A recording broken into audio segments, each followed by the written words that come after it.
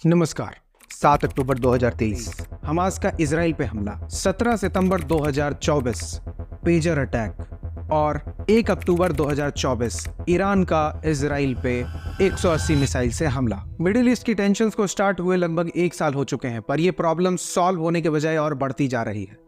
इस प्रॉब्लम में पहले ये स्टार्ट हुआ था इजराइल और पैलेस्टाइन के बीच में, पर अब ये आग पूरे मिडिल ईस्ट में फैल चुकी है। हाल ही में ईरान के अंदर एक भूकंप का झटका महसूस हुआ है जो कि 4.5 रिक्टर स्केल का है, पर यह बताया जा रहा है वर्ल्ड मीडिया के द्वारा कि यह भूकंप का झटका आम नहीं है, क्योंकि ये जिस जगह पे हुआ है उस जगह पे भूकंप का आना बहुत ही रेयर है और हिस्ट्री में ऐसा बहुत कम देखा गया है। ऐसा ही सिमिलर सिचुएशन नॉर्थ कोरिया में देखा गया था 2013 में, जब नॉर्थ कोरिया ने परमाणु परीक्षण किए थे, और सिमिलरली ऐसा ही कुछ देखा गया है ईरान के भी अंदर। तो वर्ल्ड मीडिया ये बता रही है कि ईरान के अंदर न्यूक्लियर परीक्षण हुए। क्या ईरान इस बात से ये अपने आप को पोर्ट्रे करना चाह रहा है कि वो इस्लामिक वर्ल्ड का मसीहा है, या फिर रसिया का इन्वॉल्वमेंट ये बताना चाह रहा है कि ये वर्ल्ड वॉर की तरफ जा रहा है, या फिर इन सब एग्रेशन से इजराइल एक ग्रेटर इजराइल बनाने की कोशिश कर रहा है? तो आइए आज मिडिल ईस्ट की टेंशन्स को समझते हैं और देखते हैं कि ये बात कहां तक पहुंचती है।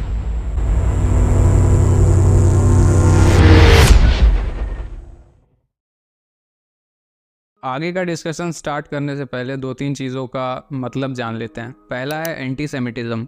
इसका मतलब होता है कि ज्यूज़ के खिलाफ जो अनफेयर ट्रीटमेंट या डिस्क्रिमिनेशन जो होता है बाकी सारी कंट्रीज़ में, उसको एंटीसेमिटिज्म कहते हैं। जैसे आपने सुना होगा, बहुत सारे इजरायली पॉलिटिशियंस कहते रहते हैं कि ज्यूज़ को पूरे वर्ल्ड में डिस्क्रिमिनेशन का सामना करना पड़ा है, पर इंडिया इकलौती कंट्री है जहां उनका इक्वल ट्रीटमेंट हुआ है। Jews lived in India as a small minority for centuries, never persecuted, never persecuted. इसीलिए आप देखेंगे कि हिमाचल प्रदेश का कसौल, उसको मिनी इजराइल कहा जाता है। सेकेंड वर्ड है जियोनिज्म। इसका मतलब है किंगडम ऑफ इजराइल में वापस आना। जो ज्यूज़ यहाँ से निकल के चले गए थे बाहर रहने के लिए, अब वो लोग सोच रहे थे कि नहीं, अब हमें वापस जाना है अपने इजराइल। तीसरा वर्ड है इंटिफाडा। इसका मतलब है पैलेस्टीनियंस का रिवोल्ट अगेंस्ट इजराइल। और ये सारे वर्ड्स आप लोग न्यूज़ में अक्सर सुनते होंगे, तो इनका मतलब जानना ज़रूरी था। तो आइए अब यहाँ से कहानी समझते हैं कि इजराइल और मिडिल ईस्ट के बीच में कॉन्फ्लिक्ट क्या है। क्या आपको पता है कि आज का जो इजराइल है, यहीं पे पहले किंगडम ऑफ इजराइल था और यहीं पे जो है ज्यूज़ लोग रहा करते थे, और इन्हीं में से एक ज्यू फैमिली में जीसस क्राइस्ट का जन्म हुआ और उन्होंने क्रिश्चियनिटी का फाउंडेशन रखा। पर कई सारे ज्यूज़ को ये पसंद नहीं आया और सारे ज्यूज़ ने मिलकर जीसस क्राइस्ट को क्रूसीफाई कर दिया, और इसी वजह से क्रिश्चियंस जो है ज्यूज़ को हेट करने लगे। फिर जैसे ही रोमन एम्पायर स्टार्ट हुआ और मिडिल ईस्ट तक एक्सपैंड किया, तो रोमन्स का रिलीजन था क्रिश्चियनिटी, इसलिए उनके ज्यूज़ के खिलाफ हेट की वजह से उन्होंने ज्यूज़ को इजराइल से भगा दिया, और उसके बाद से ज्यूज़ अपना घर छोड़ने पे मजबूर हो गए और पूरे वर्ल्ड में वो लोग स्कैटर्ड रूप से फैल गए, कहीं इकट्ठे रूप से नहीं रह पाए, और उनके खिलाफ हर जगह पे डिस्क्रिमिनेशन होता गया, और बढ़ते बढ़ते ये सिचुएशन होलोकॉस्ट तक पहुंच गई। आपको होलोकॉस्ट के बारे में तो पता होगा ही, जो हिटलर ने किया था ज्यूज़ के साथ वर्ल्ड वॉर 2 के टाइम पे। पर आप सोच रहे होंगे कि अमेरिका भी तो एक क्रिश्चियन कंट्री है, फिर वो इजराइल की हेल्प क्यों करता है? इसके 3-4 कारण हैं। पहला रीज़न ये है कि अमेरिका की पॉलिटिकल हाई कमांडिंग पोस्ट्स पे ज्यूइश डायस्पोरा का काफ़ी ज़्यादा प्रेजेंस और इन्फ्लुएंस है। दूसरा रीज़न है इकोनॉमी से रिलेटेड। दुनिया की अधिकतर स्टार्टअप कंपनीज को ब्लैक रॉक नाम की एक कंपनी फंड करती है, जो कि मोस्टली ज्यूज़ के द्वारा कंट्रोल्ड है। तीसरा रीज़न है इजराइल की स्ट्रैटेजिक लोकेशन। अगर आप मैप पे देखेंगे तो इजराइल सुएज कनाल के बहुत नज़दीक है, जहाँ से अच्छा खासा ट्रेड होता है वर्ल्ड का। चौथा रीज़न है कि साइंस एंड टेक्नोलॉजी पे ज्यूज़ की बहुत ज़्यादा पकड़ है। अगर आपको नहीं पता तो मैं बताता हूँ कि सबसे ज़्यादा नोबेल प्राइज़ सिर्फ ज्यूज़ को ही मिले हैं, और सबसे ज़्यादा पेटेंट्स भी इनके ही नाम है। अब तक आपने क्रिश्चियंस और ज्यूज़ के बीच में कॉन्फ्लिक्ट के बारे में जान लिया होगा, तो अब मैं बात करना चाहता हूँ मुस्लिम्स और ज्यूज़ के बीच में कॉन्फ्लिक्ट की। वैसे तो कभी हिस्ट्री में ही कभी भी ज्यूज़ और मुस्लिम्स के बीच में कभी भी कॉन्फ्लिक्ट रही नहीं, लेकिन ये कॉन्फ्लिक्ट स्टार्ट होती है तब से जब इजराइल का स्थापना होता है यूएन के द्वारा 1948 में, और यूएन जेरूसलम को अपने पास रखता है और वहीं पे पैलेस्टीन को कार्व करके इजराइल को बनाया जाता है, और ये एक झगड़े का घर वहाँ पे बना हुआ था। और जैसे ही इजराइल बनता है, ये झगड़ा स्टार्ट हो जाता है। उसके अगले ही दिन कुछ मिडिल ईस्ट की कंट्रीज़ ने इजराइल पे हमला कर दिया। और मज़े की बात तो ये है कि एक दिन पुराना देश उस जंग को जीत जाता है। उस वॉर के बाद ये कॉन्फ्लिक्ट यही नहीं रुकती, उसके बाद भी इसराइल को काफ़ी सारे कॉन्फ्लिक्ट्स झेलने पड़ते हैं, जैसे 6 डे वॉर या फिर ईरानियन प्रॉक्सीज के थ्रू काफ़ी सारे टेररिस्ट अटैक्स, जैसे हूती, हिजबुल्ला और हमास। इन सारे टेररिस्ट ऑर्गेनाइजेशन ने कई बार इसराइल पे हमला किया। अब तक आप ये समझ रहे होंगे कि मुस्लिम्स और ज्यूज़ के बीच में क्या प्रॉब्लम है, लेकिन बात यह है कि मुस्लिम्स और ज्यूज़ में ओरिजिनली कोई प्रॉब्लम नहीं है। ये प्रॉब्लम सिर्फ और सिर्फ इजराइल और पैलेस्टाइन के बीच में है। इससे कुछ कंट्रीज पॉलिटिसाइज करके अपने आप को ये दिखाना चाहती है कि मैं ही इस्लामिक वर्ल्ड का रहनुमा हूँ, जैसे ईरान। वैसे तो अपने आप को इस्लामिक वर्ल्ड का रहनुमा बताने वाले 3 कंट्रीज हैं मिडिल ईस्ट में, जैसे टर्की, सऊदी अरेबिया और ईरान।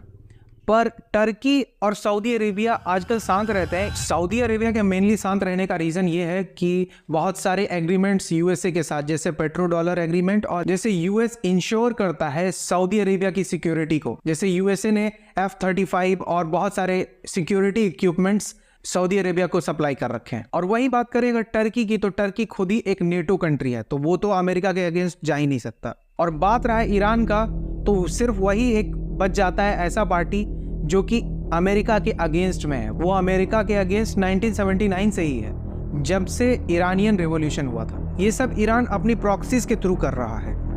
ईरान की प्रॉक्सीज जैसे हूतीज जो कि यमन में रहते हैं, हिजबुल्ला जो कि लेबनान में रहते हैं, हमास जो कि गाजा स्ट्रिप में, और ईरानियन रेवोल्यूशनरी गार्ड जो कि ईरान के पर्शियन गल्फ में रहती है। कोल्ड वॉर के बारे में तो आपको पता होगा ही, जो कि अमेरिका और रशिया के बीच में वर्ल्ड वॉर के टाइम से ही चल रहा है। पर कुछ लोगों का कहना है कि कोल्ड वॉर ख़त्म हो चुका है, पर मुझे ऐसा नहीं लगता। और आपको इसका कारण अभी पता चलेगा कि क्यों नहीं ख़त्म हुआ है। अमेरिका का अनकंडीशनल सपोर्ट इसराइल को और रशिया का मिलिट्री टेक्नोलॉजिकल सपोर्ट ईरान को ये इंश्योर करता है कि कोल्ड वॉर अभी तक ख़त्म नहीं हुआ। पर फिर भी अगर आपको ऐसा लगता है तो आपको देखना चाहिए कि यूक्रेन का जो वॉर चल रहा है 2 साल से, ये ख़त्म क्यों नहीं हो रहा आखिर। एक्चुअल में यूक्रेन वाला वॉर नेटो के ही कारण स्टार्ट हुआ था, नेटो के ईस्टवर्ड एक्सपेंशन के कारण। यूक्रेन ने अमेरिका को यानी रशिया के दुश्मन को उसके दरवाजे पे लाके बिठा दिया था, तो ये चीज़ तो होनी ही थी। अगर रीसेंट डेवलपमेंट को देखा जाए तो इस इजराइल पैलेस्टीन या इजराइल मिडिल ईस्ट के रीजनल इशू को इन दोनों सुपर पावर्स ने मिलकर एक ग्लोबल इशू बना दिया। यूएसए का सपोर्ट तो इजराइल को हमेशा से है ही, रशिया ईरान के साथ आ गया है, और ईरान ने भी अभी न्यूक्लियर वेपन का परीक्षण कर लिया है हाल ही में। ये सारी बातें बस एक ही साइड संकेत दे रही हैं कि आने वाले टाइम में बहुत बड़ा वर्ल्ड वॉर 3 होने वाला है। ऐसा ही कुछ वर्ल्ड वॉर 2 के टाइम पे भी हुआ था, क्योंकि वही छोटे छोटे इवेंट्स मिलके एक बहुत बड़ा इवेंट क्रिएट कर दिए जहाँ पे वर्ल्ड वॉर की सिचुएशन स्टार्ट हो गई थी। और अगर ये कॉन्फ्लिक्ट और बढ़ता है तो ये न्यूक्लियर वॉर का भी रूप ले सकता है। इंडियन ब्रॉडकास्टिंग मीडिया ने हम लोगों के दिमाग में ये बहुत बड़ा जहर घोल रखा है कि इंडिया में हिंदूज़ के इंटरेस्ट कभी भी मुस्लिम्स के इंटरेस्ट के साथ मैच नहीं कर सकते।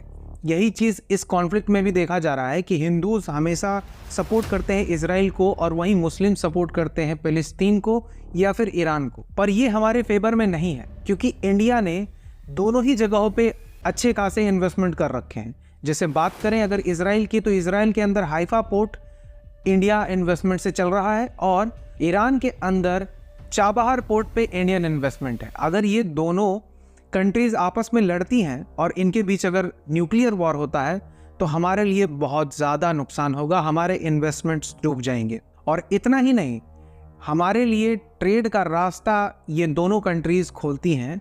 जैसे आईमैक जो कि इजराइल से गुजरता है और इजराइल इसके लिए बहुत बड़ा पार्ट रखता है, और INSTC जो कि ईरान से गुजरता है। अगर ये दोनों कंट्रीज़ लड़ती हैं तो हमारे लिए ट्रेड का भी नुकसान होगा। एज एन इंडियन हमें इन दोनों में से किसी को भी लड़ने के लिए सपोर्ट नहीं करना चाहिए। बजाय इसके हमें इस बात पे सपोर्ट करना चाहिए कि दोनों पीस के लिए बढ़ें, इसलिए क्योंकि दोनों ही इंडिया के लिए फ्रेंडली कंट्रीज़ हैं, और अगर ये आपस में लड़ेंगे तो इंडिया को नुकसान होगा।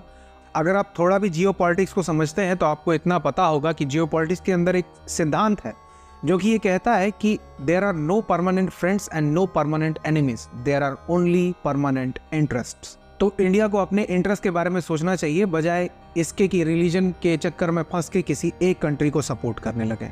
Please like, subscribe and share this video to all your friends. धन्यवाद।